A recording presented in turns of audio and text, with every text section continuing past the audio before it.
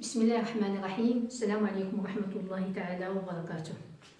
اليوم عندنا إن شاء الله ورشة في التغيير. اليوم عندنا ورشة في التغيير.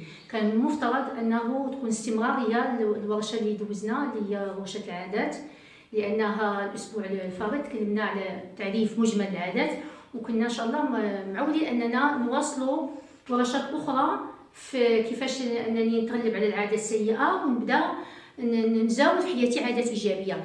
لكن بحكم التواصل والكومونتير والتعليقات بزاف المتتبعين تاع القناه انهم طلبوا مني انني ندير ورشات في التغيير هي الاولى، عاد ندوزو العادات، واستجبت لهذا الرغبات. فبالتالي اليوم ان شاء الله غادي نتكلموا على اليه التغيير، على مهاره التغيير، كيفاش اننا نغيروا. فاذا الا بغينا نتكلموا على التغيير باش ما نطولوش في هذه المقدمه، تبغينا نتكلموا على التغيير خص اول شيء يكون بالنسبه للتغيير يكون قرار داخلي، يبدا من الداخل ديالي. فإلا بدا من الداخل ديالي فهنا كيكون عندي اعتقاد قوي بانني خصني نتغير، وبالتالي ما وصلت اليه اليوم فهو من اختيارك، وما ستصل اليه غدا فهو من اختيارك ايضا. اذا ما وصلت اليه اليوم انت الذي اخترته، وما ستصل اليه غدا انت الذي ستختاره. اذا اليوم اختياري من البارح وغدا هو اختياري من اليوم، فاذا لابد يكون قرار داخلي، بالتالي غادي يكون تغيير. ثم لابد يكون الواحد منا انه يسال نفسه باش يكون عنده تغيير قرار داخلي، خصو يسول نفسه هل تملك الرغبه الصادقه والدافع القوي للتغيير، ام ستبقى من المماطلين واصحاب الامنيات او الاماني؟ علاش؟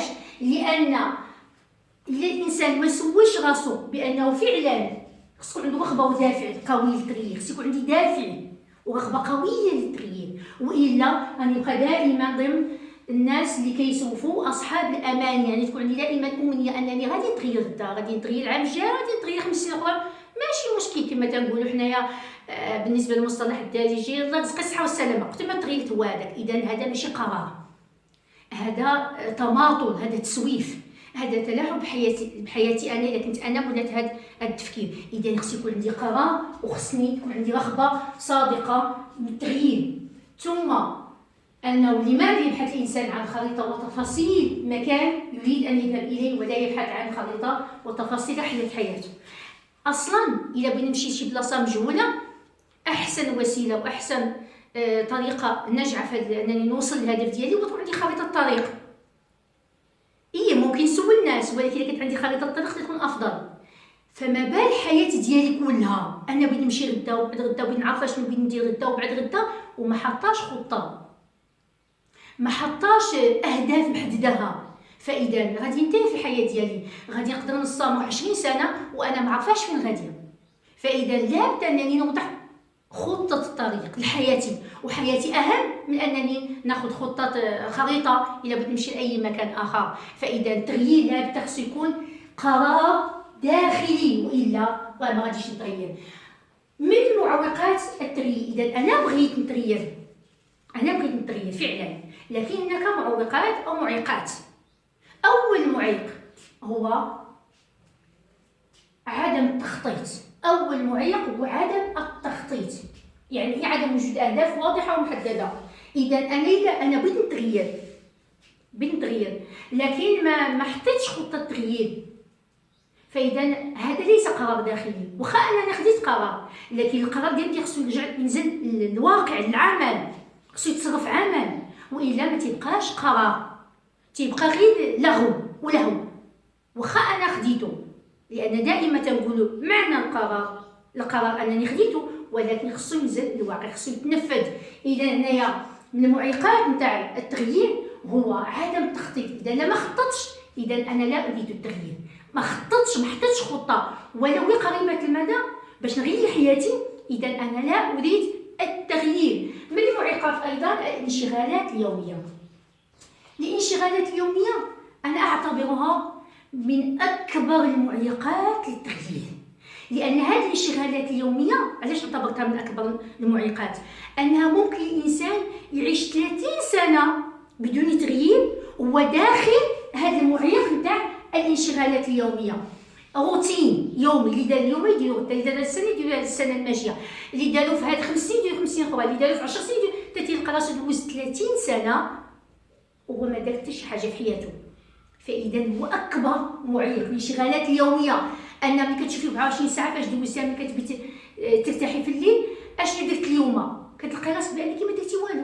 هي اعاده، سواء كانت ربة بيت، سواء كانت خارج البيت يعني عنده عمل او عندها عمل، سواء كان كيمارس مهنه او كتمارس مهنه. المهم ان هاد الامور كلها في حياتها او في حياته ما كاينش فيها شي حاجه اللي كيحس بها بتغيير، كاين روتين كيتكرر. وبالتالي الا داك اليوم ديالي انا او لا داك الشهر ديالي ولا داك السنه ديالي ما كاينش فيها ما هو جديد، فاذا انا تقدر ندوز سنوات بدون تغيير. وهنا كنرجعوا لقول السيده عائشه رضي الله عنها وارضاها: لا خير في يوم لم ازدد فيه علما. فاذا الا دتني الانشغالات اليوميه وما غيرتش في حياتي وما سعيتش للتغيير، فاذا انا لن اتغير. من المعيقات ايضا ضعف الهمه والحافز. اللي ما عندوش همه وما عندوش حافز، ما تيفكرش في حافز وهمه من اجل التغيير، فما غاديش يتغير، لانه هو معيق، هو معيق. اذا هنايا خصني دائما نقلب على الامور اللي كتقوي الهمه ديالي وكتجعلني كتعطيني حافز اكثر. ايضا المماطله والتسويف في بدء التغيير، في البدايه بلاتي دابا نتغير، دابا نقلب على الخطه، دابا نشوف احسن في حياتي هاد السيمانه، الشهر الماجي، السنه. اذا هذا تسويف ومماطله وما عمرني غادي يبدا، لان اول عقبه او اول معيق هو البدايه. اما الانسان ملي كيبدا في التغيير فكيتيسر الامور. علاش؟ لان تيحس بالايجابيات، كيبان ليه بانه فعلا انتاج، يبان ليه بان حياته تغيرت، فما باقاش كيرجع للور، كيبقى غادي. لكن المعيق الاول هو البدايه. لهذا لان المماطله والتسويف في بدء التغيير. ثم ضعف الثقه بالنفس. الانسان ما عندوش ثقه في نفسه وكيسمع للمحيط ديالو، خصوصا اذا كان المحيط ديالو محيط عنده تفكير سلبي.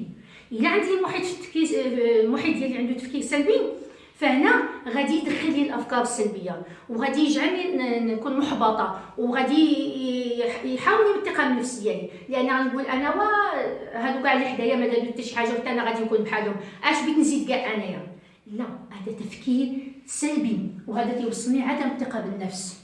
ثم الاستسلام للعادات السلبيه، هي ايضا عندها علاقه بالواقع ديالنا بالوسط ديالنا، ثم بالعادات اللي كنكسبها انا، عادات سلبيه. اذا الاستسلام للعادات السلبيه ايضا هي من المعيقات. وان شاء الله في ورشات اخرى غادي نتكلموا كيفاش انني نتغلب على العادات السلبيه. ايضا من المعيقات الرواسب القديمه الناتجه عن الاخفاقات والفشل. هنا قلنا بان ما كاينش حاجه سميتها فشل، وانما عدم نجاح. شخصيا انا كنحدد عدم النجاح على كلمه فشل. علاش؟ لان انت تقول عدم نجاح كاينه في هذه الكلمه الاخرانيه نجاح. فاذا تنقول اذا كان عدم نجاح في هذه التجربه ديالي، فاذا ان شاء الله غادي يكون نجاح في تجربه اخرى. فاذا انا ما نخافش من الاخفاق ديالي، لان اي واحد وصل لقمه الا وداز من تجارب كثيره في عدم النجاح، فهذاك الوصول ديالو للقمه. فاذا انايا بحالي بحالهم، اذا انا غادي نعيش اخفاقات. عاد ان الاخفاقات كتعطيك واحد القوه، كتستمد منها قوه، كتحس بحال ان هي الارض هي اللي كتنطلق منها. والا اي واحد كما قلت قبيله، اي واحد نجح الا وبدا بالاخفاقات، لان هي اللي كتعلمو كيفاش انه ينجح، لان كتكون تراكم نتاع التجارب. ثم الجهل والجمود وعدم تطوير الذات، وهذه ايضا من المعيقات الخطيره في حياه الانسان، انه كيعيش جهل وجمود وعدم تطوير الذات. جهل انه يجهل بنفسه وبالمكونات ديالو، بالطاقه ديالو، بالقدرات ديالو، بانه ممكن يكون غدا افضل من اليوم، خصوصا انه ما عجبوش اليوم. ثم الجمود، ما كيحاولش يدير حركات تاع التغيير، ما تيحاولش يقلب، ما تيحاولش يبحث. هنايا كنرجعوا عدم تطوير الذات، انه ما تيقلبش على الجديد في تطوير الذات، خصوصا في ايامنا الحاليه ولات الحمد لله التكوينات موجوده. خص غير اللي يقرر انه يتغير، فاللي قرر انه يتغير غادي يلقى ايادي كثيره اللي كتساعدو انه يكون افضل في حياته، ما يبقاش الامس كيكرروا اليوم واليوم ما كيكرروا غدا. اذا هذه ليست كل المعيقات التي تقف امام التغيير، ولكن هي جلها أو معظمها، وإن شاء الله غادي نكملوا فرصات أخرى يعني ما له علاقة بالتغيير من جهة، يا إما من جهة المعيقات، إما من جهة كيف أغير نفسي. والسلام عليكم ورحمة الله وبركاته.